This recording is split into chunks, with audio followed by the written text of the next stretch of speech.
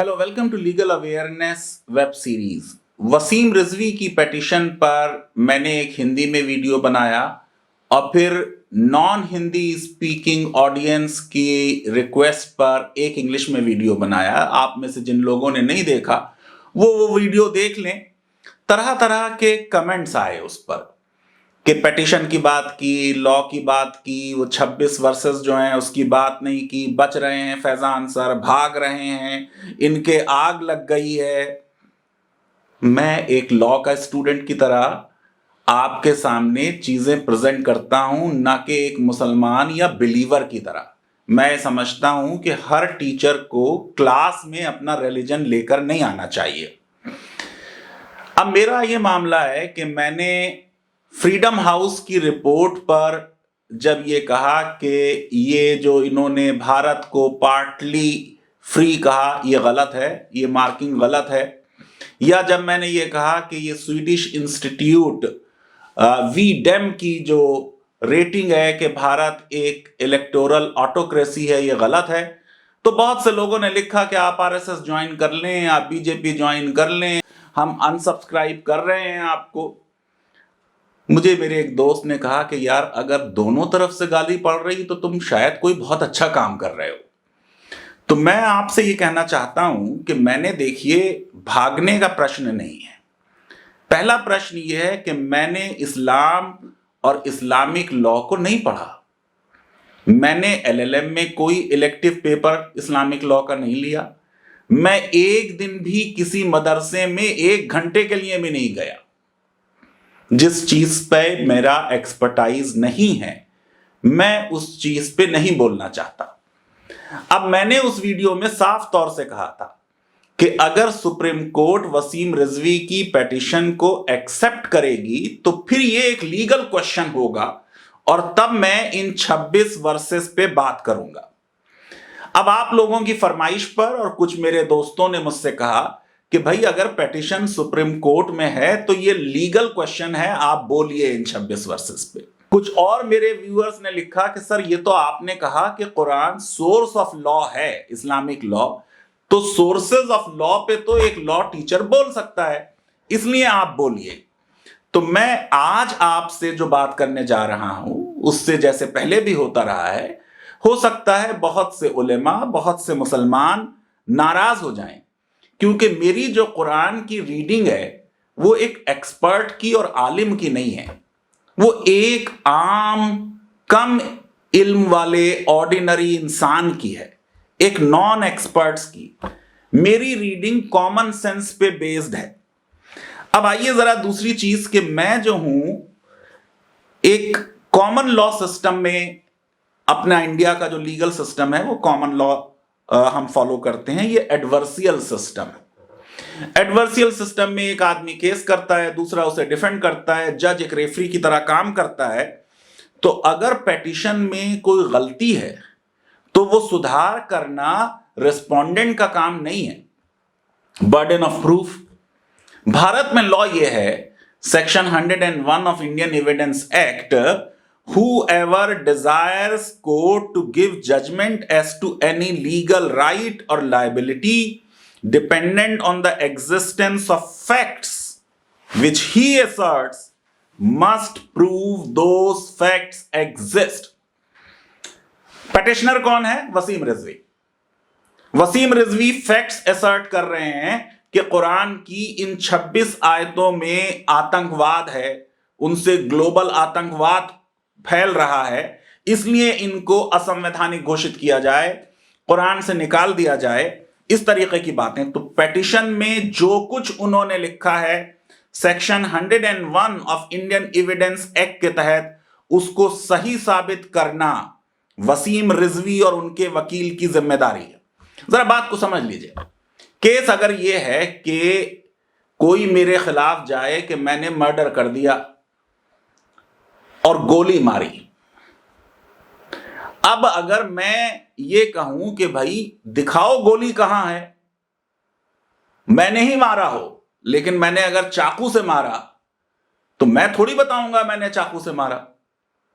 जैसे ही मैं कहूंगा कि साहब कोई गोली लगने की बॉडी पे एविडेंस नहीं है, केस खत्म।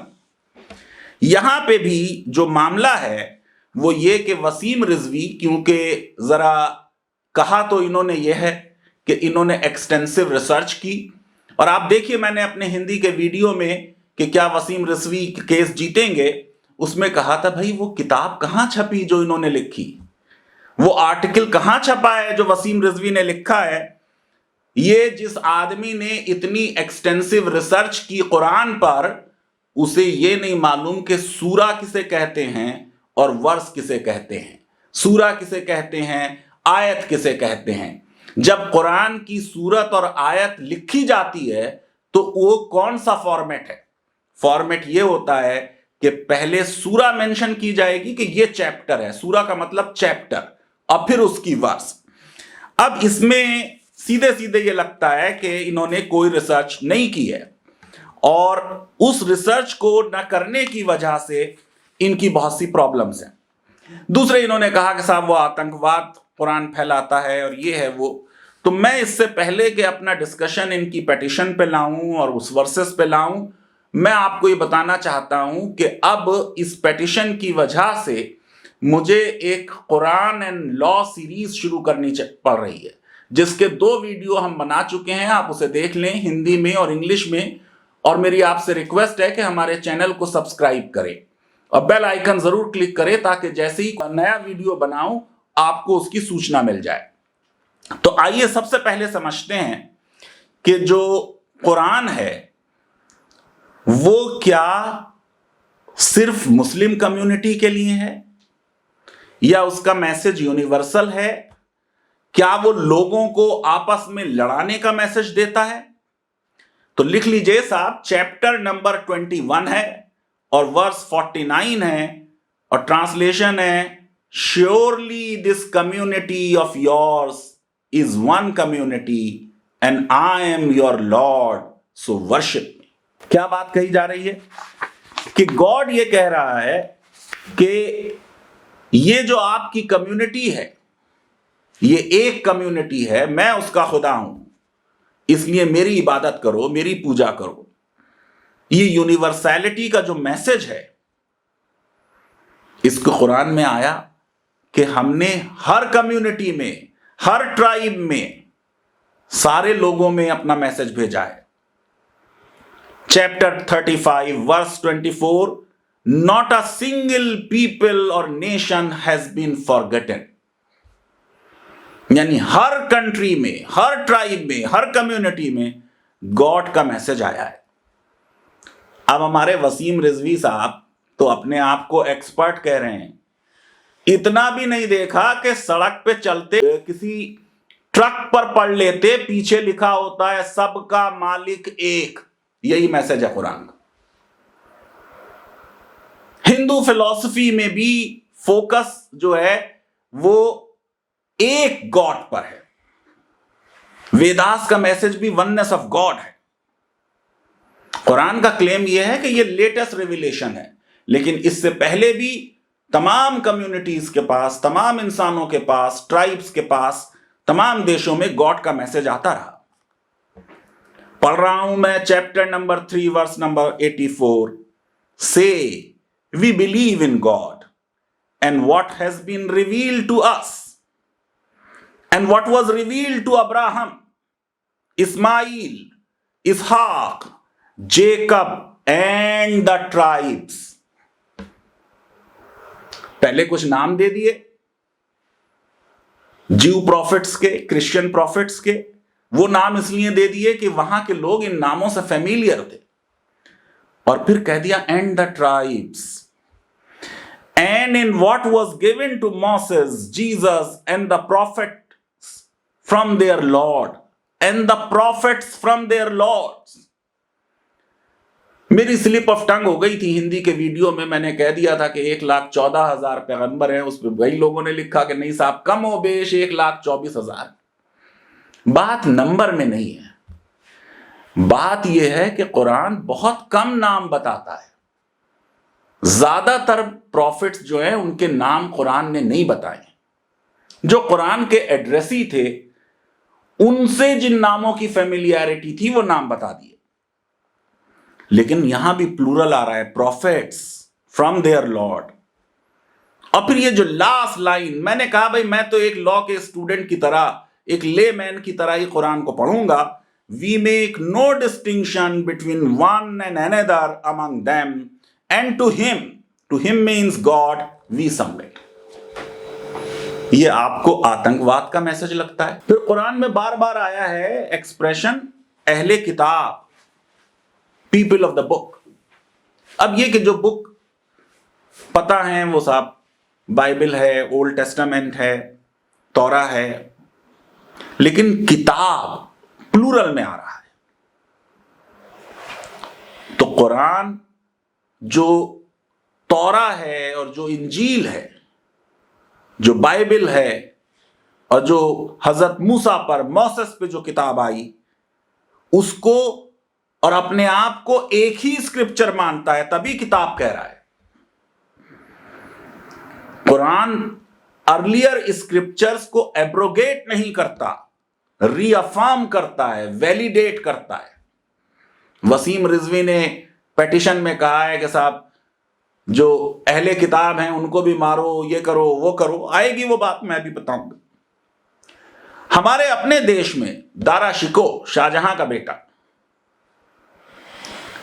उनका भी ये मानना था। तो हिंदू स्क्रिप्चर्स जो हैं और उपनिषद जो हैं वो हैं स्टोर हाउस ऑफ मोनोथीज्म। वो भी एक खुदा को मानने के फलसफे पे चलते हैं। और दारा शिको ये मानते थे कि ये किताबे मकनून है, जो कुरान में चैप्टर 56 वर्सेस 77 और 80 में जिक्र आया है, हिडन स्क्रिप्चर। अब उलेमा दारो शिको से एग्री कर सकते हैं, नहीं एग्री कर सकते, एक ज्यूरिस्टिक डिबेट होती है, डिसएग्रीमेंट्स होते हैं स्कॉलर्स में। लेकिन जो सारा एक फलसफा जिस तरीके से दूसरों में और अपने में फर्क और अदर का कंसेप्ट, ये इंपीरियलिज्म से आया। जब मुसलमान बादशाह जो थे वो औरों की टेरिटरीज कॉन्केस्ट करने चाहते थे और उसका रिलीजियस जस्टिफिकेशन चाहते थे। मैं बनाऊंगा जिहाद पे वीडियोस में, आपको ये हिस्टोरिकल पर्सपेक्टिव भी दूंगा। अब आइए जरा सा बात कर लेते हैं कुरान की। तो कुरान कोई ऐसी बुक नहीं है जिसको एक किसी ऑथर ने एक दिन लिखना शुरू किया और 1 साल, 2 साल, 5 महीने में खत्म किया। कुरान कंपाइलेशन है रिविलेशंस का। प्रॉफिट ने ऐलान नबूवत किया, अपने को डिक्लेयर किया कि मैं प्रॉफिट हूं 40 साल की उम्र में। दुनिया से प्रॉफिट चले गए 63 साल की उम्र में। तो 23 साल की उम्र में फ्रॉम टाइम टू टाइम जो उनके पास गॉड का मैसेज आता था वो इकट्ठा कर दिया गया। ये 23 साल में उतार चढ़ाव हुए, अलग अलग कॉन्टेक्स्ट बदली, अलग अलग मसाइल हुए। तो जो वर्सेस आती थी वो उस कॉन्टेक्स्ट की को डील करने के लिए आती थी। वर्ड कुरान में 70 बार आया। इसकी मैन्युस्क्रिप्ट हैंड रिटन जैद बिन ताबित ने लिखी और उसमें बीबी हफ्सा का बहुत बड़ा रोल था। मैं समझता हूं ये बहुत बड़ी बात है कि एक फीमेल ने कुरान के कंपाइलेशन में रोल अदा किया। कुरान बाद में मेजर सोर्स बन गया इस्लामिक आर्ट का, कैलीग्राफी का, इल्यूमिनेशन का। 114 चैप्टर्स हैं जो वसीम रिजवी को नहीं मालूम है, मैं अभी आपको पेटिशन से पढ़ने वाला हूं।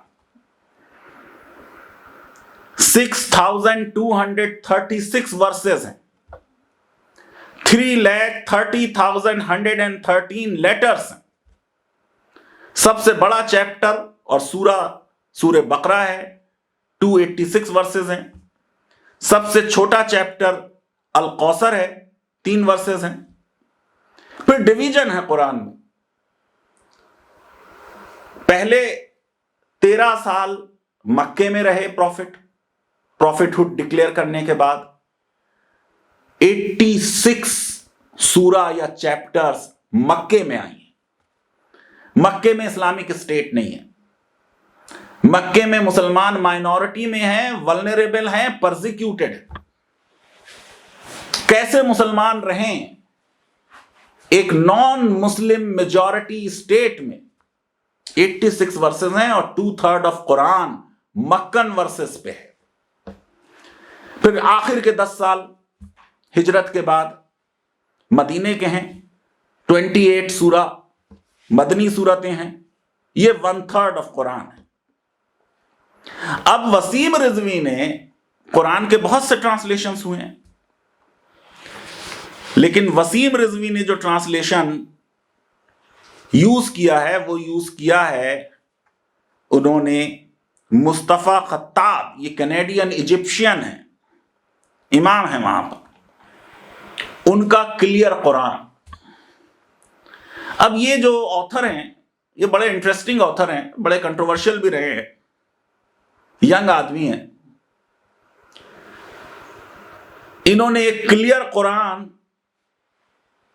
और है इनका, जिसमें खुद लिखा हुआ है कि साहब इस कुरान की यूनिक फीचर ये है कि ये बच्चों के लिए बना है और बच्चों ने ट्रांसलेट किया है, और ग्रेड 2 से ग्रेड 5 तक के बच्चों ने ज्यादातर ये काम किया है। Amazon पे जाके देख लीजिए। अब ये इन्होंने क्लियर कुरान फॉर किड्स वालों से ट्रांसलेशन लिया है, या क्लियर कुरान जो एक और उनका कुरान है उससे लिया है, लेकिन ये कोई ऑथेंटिक कुरान का ट्रांसलेशन नहीं है जिसकी ये बात कर रहे हैं। 26 आयतों का उन्होंने जिक्र किया है। जैसे मैंने आपको बता दिया कि तरीका ये होता है लिखने का कि आप लिखते हैं सूरा और फिर वर्स। इन्होंने पूरी पेटिशन में वर्स और सूरा कर दिया। उसकी वजह से मैंने जब चेक किए तो ज्यादातर जिस चीज को कह रहे हैं कि ये सूरा है और ये वर्स है, वो है ही नहीं। आइए पहली ले लेते हैं जो उन्होंने मेंशन की, चैप्टर 5 वर्स 9, सूरह मायदा है। Allah has promised those who believe in the oneness of God and do deeds of righteousness that for them is forgiveness and a great reward. जन्नत मिलेगी उन्हें। क्या ऑब्जेक्शन है इसमें? जो इन्होंने कोट किया है वो है ही नहीं। चैप्टर 5 वर्स नंबर 9 में वो नहीं है चीज जो मैं पढ़ रहा हूं, वो है। गलत हो गई पहला ही चीज। दूसरी आ जाइए, चैप्टर 28 वर्स 9। अब ये फिरौन का जिक्र हो रहा है। The wife of Pharaoh said, a comfort of the eye for me and for you, kill him not. Perhaps he may be of benefit to us, and we may adopt as a son. And they perceive not. जो result बाद में होगा, फिरौन को यह बता दिया गया था कि एक बच्चा पैदा होगा जो तुम्हारा खात्मा करेगा। जैसे आपको मालूम है कंस को बता दिया गया था कि एक बच्चा पैदा होगा और वो तुम्हारा खात्मा करेगा। इसलिए कंस ने देवकी और वसुदेव के कितने बेटों को मार दिया। वो तो वसुदेव कृष्ण जी को लेके, बारिश हो रही थी, चले गए और बचा लिया, और यशोदा मां ने और नंद ने उनको पाला पोसा। तो ये किस्सा है, पुराना किस्सा सुनाया जा रहा है कि फिरौन का भी ऐसा हुआ था मामला कि उसको ये था तो वो हर बच्चे को मार देता था। यहां उसकी बीवी ये कह रही है कि ये बच्चा हमें मिला है जो बहता हुआ चला आया, इसको मत मारो, हम इसे अडॉप्ट कर लेते हैं, ये हमारे लिए अच्छी चीज है। क्या ऑब्जेक्शन हो सकता है इस पर? जो इन्होंने कोट किया है वो रॉन्ग ट्रांसलेशन है इस वर्स का। फिर chapter 101 verse 4, it is a day whereon mankind will be like moths scattered about। कोई ऑब्जेक्शनेबल बात नहीं हो सकती। फिर इन्होंने लिखा कि साहब चैप्टर 123 वर्स 9, बहुत बार पढ़ा मैंने कुरान को, ढूंढा कहीं मिल जाए। अभी आपको बता चुका हूं कि चैप्टर हैं ही टोटल 114। 114 चैप्टर हैं और वो आदमी जो कह रहा है मैंने एक्सटेंसिव रिसर्च की है कुरान पर, वो कह रहा है चैप्टर नंबर 123 है ही नहीं। 123 कहां से ढूंढूं? फिर आइए, इन्होंने कोट किया है chapter 56 verse 4, when the earth will be shaken with a terrible shake. इस पे क्या ऑब्जेक्शन हो सकता है कि एक दिन ऐसा आएगा कि ये धरती वो प्रलय हो जाएगी, कयामत आ जाएगी। जो इन्होंने कोट किया है वो रॉन्ग ट्रांसलेशन। फिर चैप्टर 23 वर्स 9, ये भी ट्रांसलेशन गलत है, सही ट्रांसलेशन मैं आपको पढ़ रहा हूं। And those who strictly guard their congregational prayer at their fixed stated hours, 5 वक्त की नमाज है, आप पढ़ेंगे, 5 नहीं दिया हुआ है वर्ड, बस इतना ही कहा है, स्ट्रिक्टली गार्ड प्रेयर। फिर आ जाइए, इन्होंने चैप्टर 37 वर्स 9 कोट की है, रॉन्ग ट्रांसलेशन। असलियत में ये जो वर्स है इसमें फरिश्तों का जिक्र हो रहा है और उसमें बताया जा रहा है कि इस तरीके के मामला होगा, किस तरीके का अजाब आएगा और ये हो चीज, इस तरह का जिक्र। फिर इन्होंने कोट किया है chapter 57 verse 5, he is the, correct translation मैं पढ़ रहा हूं, इनका रॉन्ग है, his is the kingdom of the heavens and earth and to Allah return all the matters for decision. ये कॉमन है, सारे रिलीजन में इसी तरह का है कि जमीन और आसमान सब ईश्वर के। फिर चैप्टर 61 वर्स 33, अब मैं क्या करूं? वो शख्स जो क्लेम कर रहा है पेटिशन पे मैंने एक्सटेंसिव रिसर्च की है, उसको ये नहीं मालूम कि ये जो सूरा है अल सफ, इसमें टोटल 11 वर्सेस हैं, उसको 33वीं मिल गई। कहां से ढूंढूं ये? चैप्टर नंबर 61 में वर्सेस हैं सिर्फ 11 और वसीम रिजवी सुप्रीम कोर्ट में अपनी पेटिशन में कोट कर रहा है वर्स नंबर 33। फिर आ जाइए चैप्टर 98 वर्स 21, फिर गलत। चैप्टर 98 में टोटल वर्सेस 8 हैं, 8।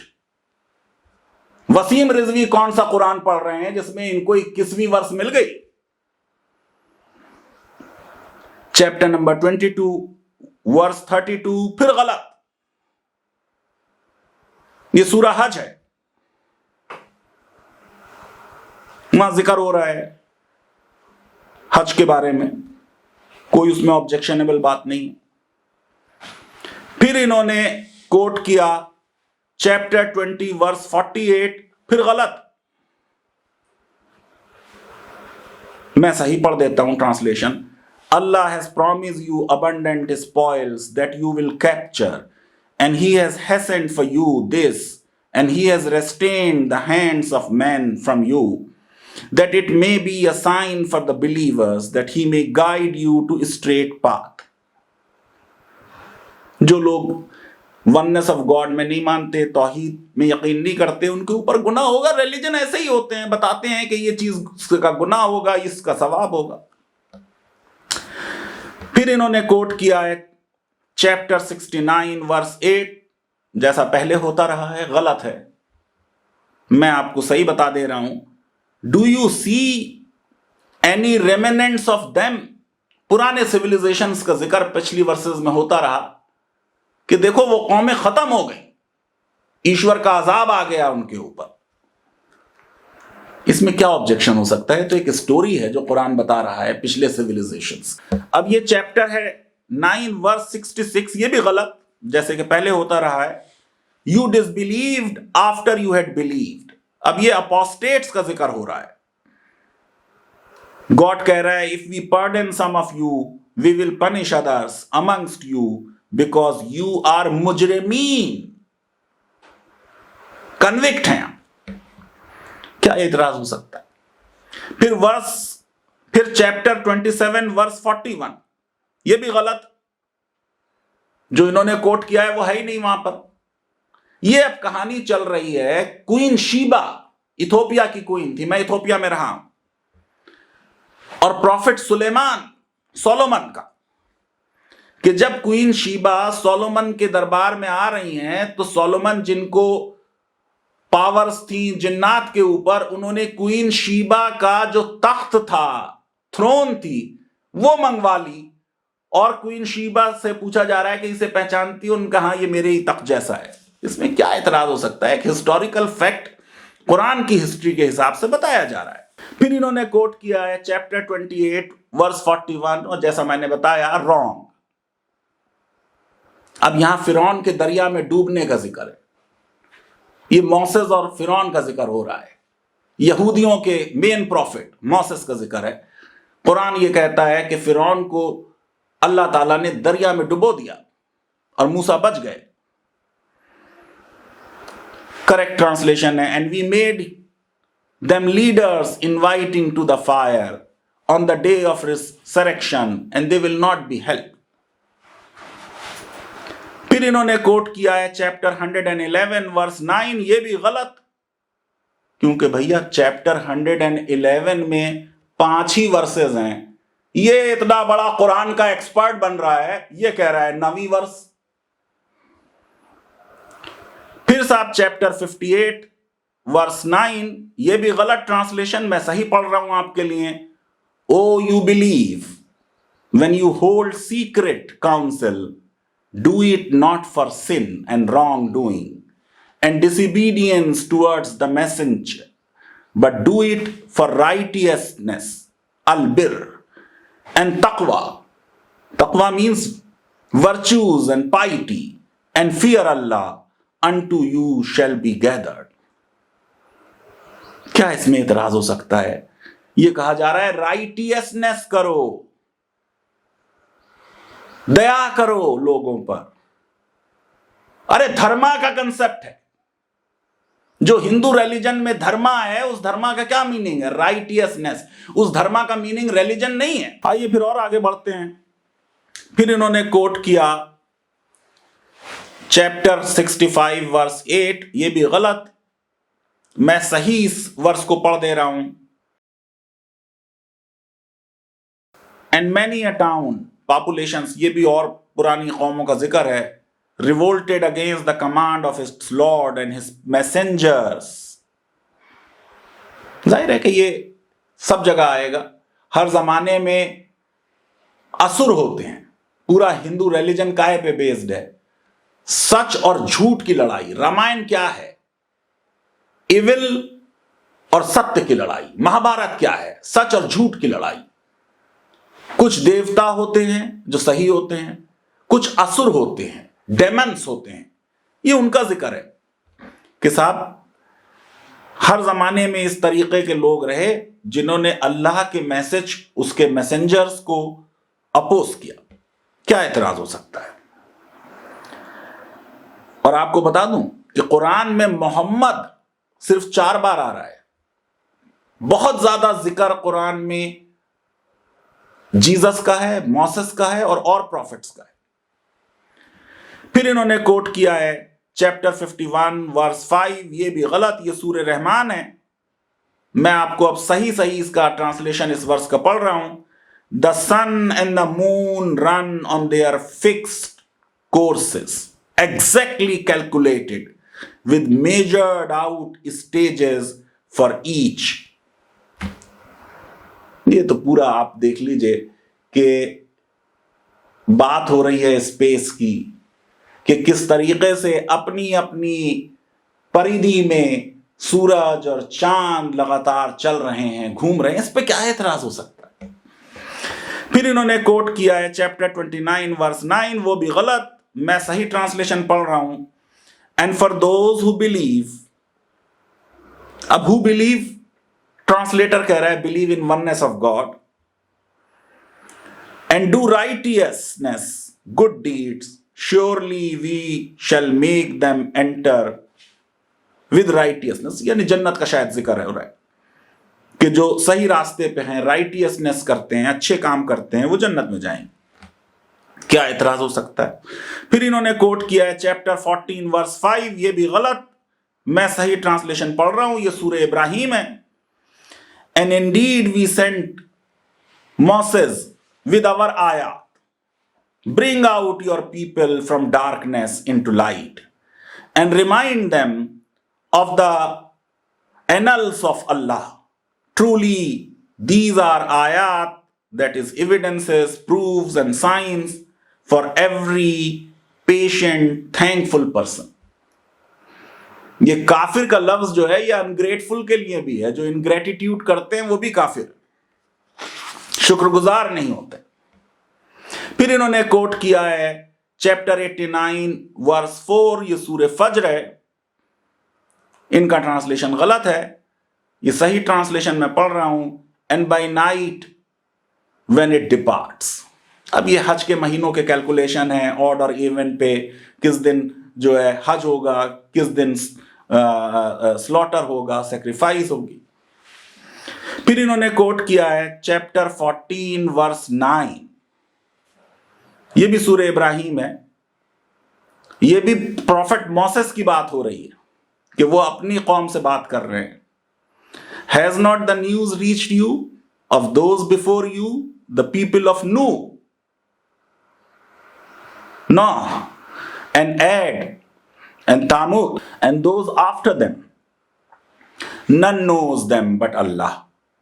To them came their messages with clear proofs, but they put their hands in their mouth, biting them from anger, and said, Verily, we disbelieve in that with which you have been sent, and we are really in grave doubt as to that to which you invite us.